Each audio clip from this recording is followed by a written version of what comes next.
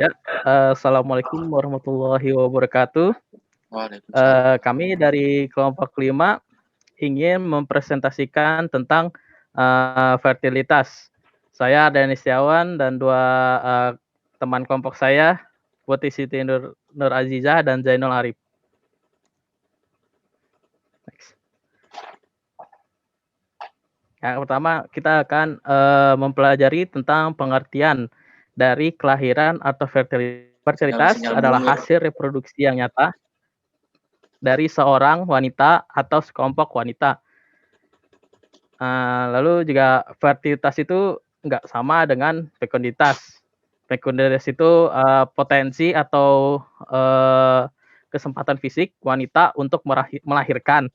Nah, dalam fertilitas juga ada yang namanya interfertilitas. Interfertilitas itu adalah bisa dibilang kemandulan. Nah, sama dengan fekunditas. Fekunditas itu lawan katanya sterilitas atau seseorang yang tidak bisa berkembang biak. Lalu wanita yang interfil belum tentu steril. Jadi wanita yang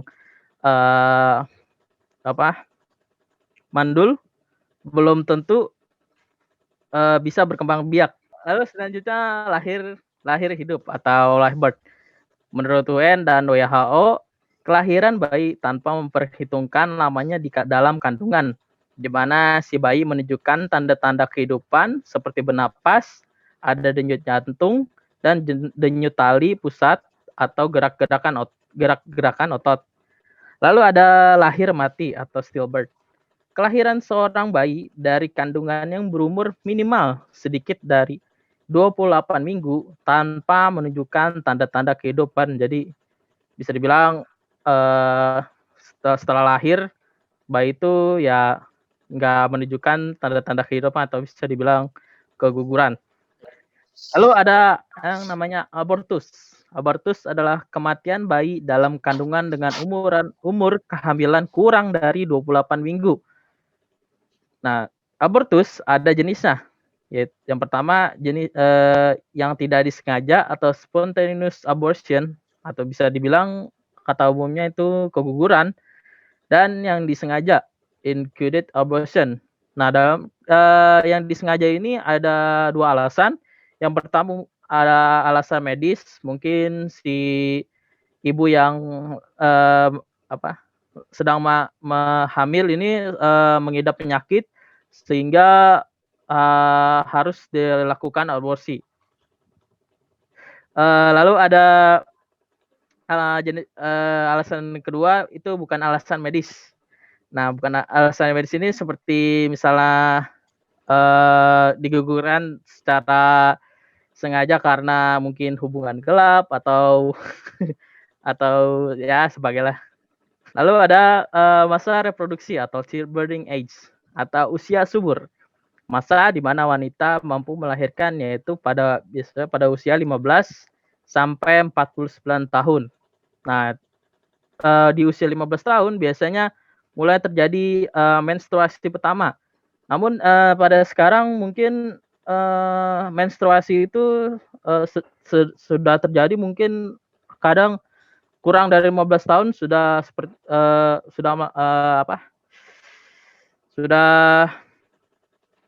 menstruasi. Misalnya umur 13 tahun, 12 tahun, 14 tahun sudah menstruasi pertama. Lalu pada usia 49 atau ke atas itu sudah mulai terjadi menopause atau kesuburannya sudah kurang. Nah, ada wanita usia subur. Wanita yang berusia 15 sampai 49 tahun. Yang wanita ini bisa dibilang bisa untuk bisa fertilisasi. Lalu ada pasangan usia subur. Pasangan suami istri laki dan perempuan di mana istri berusia 15 sampai 49 tahun atau usia subur. Next. Nah, untuk mendata sumber data fertilitas, ada 3 cara untuk mendapatkan sumber datanya. Yang pertama ada registrasi, sensus, dan juga survei. Nah, data registrasi mempunyai cara mendapatkannya dengan statik kelahiran seperti akte kelahiran. Namun untuk mendapatkan data ini mempunyai kelemahan. Yang pertama itu ketepatan definisi yang dipakai, kelengkapan registrasi, ketepatan alokasi tempat, dan ketepatan alokasi waktu.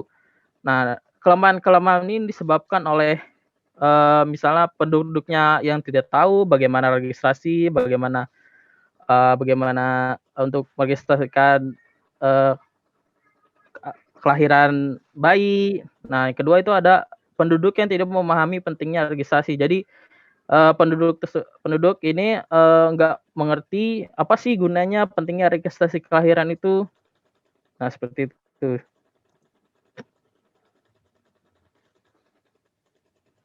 Yang kedua ada sumber data fertilasi dengan sensus.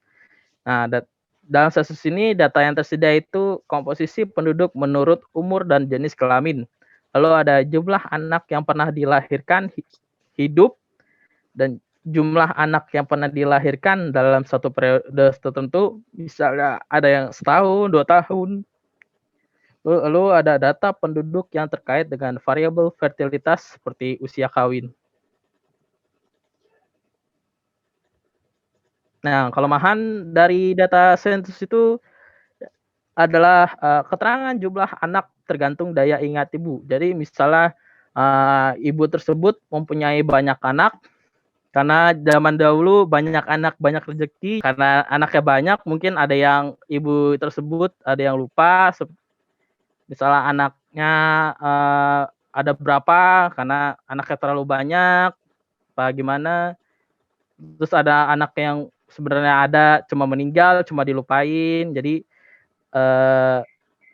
ya tergantung ingatan ibu tersebut.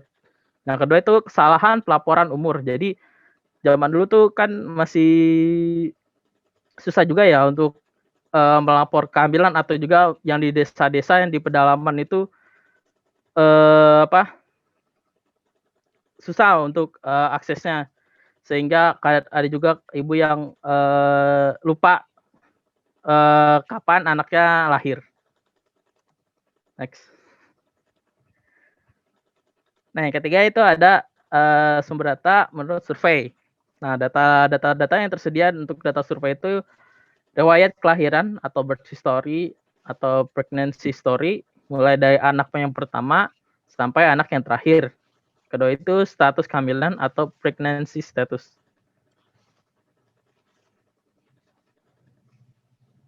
Nah, dalam mengukur fertilitas ini ada 2 macam, yaitu dengan yang pertama pengukuran dengan kumulatif adalah mengukur jumlah rata-rata anak yang dilahirkan oleh seorang perempuan hingga mengakhiri batas usia suburnya. Jadi seorang ibu dilihat berapa sih jumlah anak yang dilahirkan dari usia subur, yaitu sekitar 15 sampai 49 tahun atau ke atas, sehingga batasnya ya.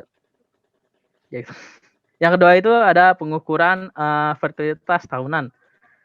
Ya adalah mengukur jumlah kelahiran pada tahun tertentu dihubungkan dengan jumlah penduduk yang mempunyai risiko untuk melahirkan pada tahun tersebut. Jadi di sini pengukurannya dengan penghitungan berapa sih kesempatan atau penduduk yang mempunyai risiko melahirkan pada tahun tertentu, misalnya tahun 2010 atau 2011 seperti itu.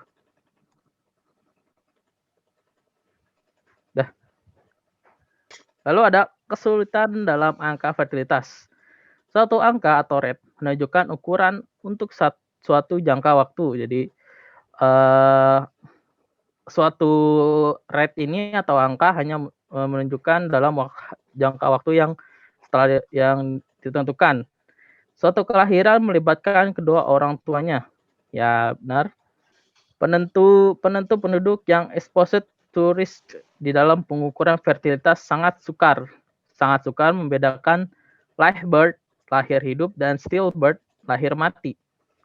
Melahirkan lebih dari satu kali adalah hal yang biasa terjadi pada seorang istri atau seorang ibu. Oke, selanjutnya itu ukuran-ukuran fertilitas. Ukuran dapat dibedakan menjadi dua. Pertama, yearly performance atau current fertility, yaitu menunjukkan fertilitas dari suatu kelompok penduduk untuk jangka waktu 1 tahun. Yang kedua, reproductive history atau cumulative fertility, yang artinya menunjukkan kumulatif fertility selama masa reproduksinya. Dan di sini ada angka kelahiran kasar atau crude birth rate atau CBR. Rumusnya itu CBR sama dengan birth dibagi population dikali K. K-nya itu adalah bilangan konstan yang biasanya itu 1000. Ini rumusnya. Dan kebaikannya itu perhitungan sederhana dan data tersedia. Kelemahannya tidak memisahkan penduduk laki-laki dan perempuan yang masih kanak-kanak dan berumur 50 tahun ke atas. Jadi semuanya dicampur.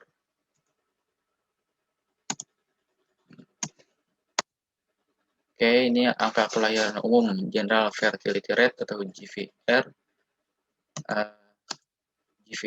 GFR sama dengan B dibagi P sama 1549 itu angka kesuburannya dikali konstannya. Selanjutnya ada angka kelahiran umum atau General Fertility Rate. Kelebihannya itu hanya memasukkan wanita berumur 15 sampai 14 tahun atau 15 sampai 44 tahun sebagai penduduk yang expose turis yang berisiko. Kurangannya tidak membedakan risiko kelahiran dari berbagai kelompok umur. Selanjutnya, X-specific fertility rate atau angka kelahiran per kelompok umur. Rumus itu ASFR I sama dengan BI per PI kali K. BI itu artinya jumlah kelahiran kelompok umur selama 1 tahun, kemudian PI itu jumlah wanita berumur pada pertengahan tahun, dan K itu bilangan konstan yang biasanya itu 1000. Perbedaan itu memperhitungkan perbedaan risiko menurut kelompok umur, kemudian dasar perhitungan untuk menghitung ukuran fertilitas lainnya. Ada TVR, GRR, dan NRR. Kelemahannya itu data terinci sehingga data sulit didapatkan. Ini rumus total fertility atau TVR atau angka kelahiran total. ASFR itu adalah angka kelahiran menurut kelompok umur, kemudian I-nya itu kelompok umur 5 tahunan. Contoh, TFR sama dengan 3, artinya rata-rata jumlah anak yang dimiliki wanita di akhir masa reproduksinya adalah 3 orang.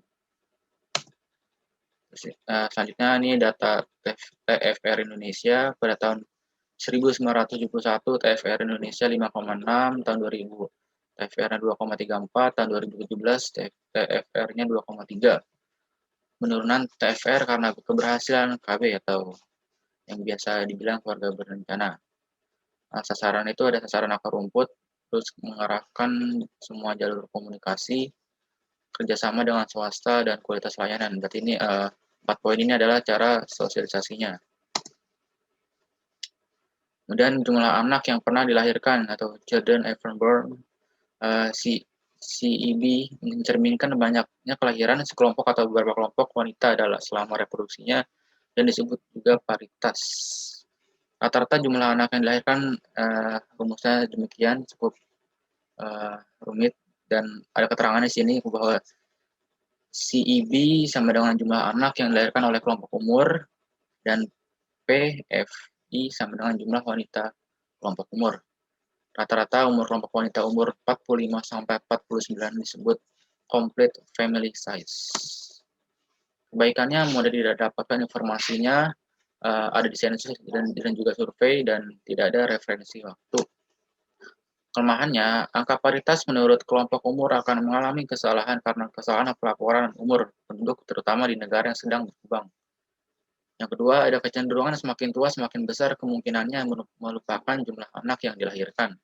Dan yang ketiga, fertilitas wanita yang telah meninggal dianggap sama dengan wanita yang masih hidup? Selanjutnya adalah child-woman ratio. CWR adalah hubungan dalam bentuk rasio antara jumlah anak di bawah 5 tahun dan jumlah penduduk usia reproduksi.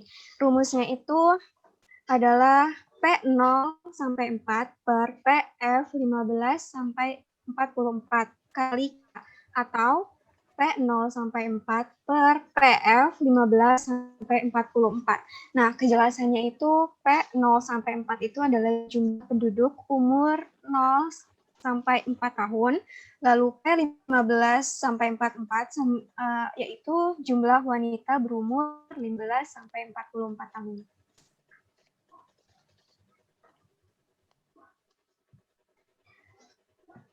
Lalu angka CWR ini cenderung dipakai jumlah anak usia 0 sampai 4 tahun, bukan 0 sampai 1 tahun.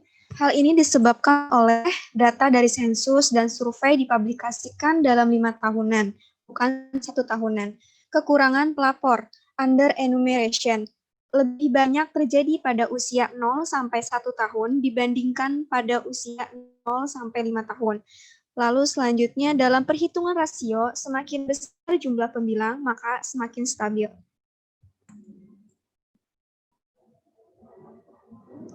Kebaikannya itu untuk mendapatkan data yang diperlukan, tidak usah membuat pertanyaan khusus. Kedua, berguna untuk indikasi fertilitas di daerah kecil, sebab di negara yang registrasinya cukup baik pun, statistik kelahirannya tidak ditabulasikan untuk daerah-daerah yang kecil. Kelemahannya langsung dipengaruhi oleh kekurangan pelaporan tentang anak yang sering terjadi di negara sedang berkembang. Lalu dipengaruhi oleh tingkat mortalitas, di mana tingkat mortalitas anak, khususnya di bawah 1 tahun juga lebih besar dari orang tua. Sehingga CWR ini selalu lebih kecil daripada tingkat fertilitas yang seharusnya. Selanjutnya itu tidak memperhitungkan distribusi umur dari penduduk wanita. Nah, faktor yang mempengaruhi fertilitas. Pertama, struktur umur. Kedua, struktur perkawinan. Ketiga, umur kawin pertama. Keempat, paritas. Kelima, disrupsi perkawinan. Keenam, proporsi yang kawin. Ketujuh, ekonomi. Kedelapan, tingkat pendidikan. Kesembilan, perbaikan status perempuan. Kesepuluh, urbanisasi. Lalu yang industrialisasi. Nah, ini menurut Kinsey, David, dan G. Black. Reproduksi tahap. Yang pertama, hubungan kelamin, intercourse. Lalu ada konsepsi, conception. Lalu kehamilan dan kelahiran, gestation.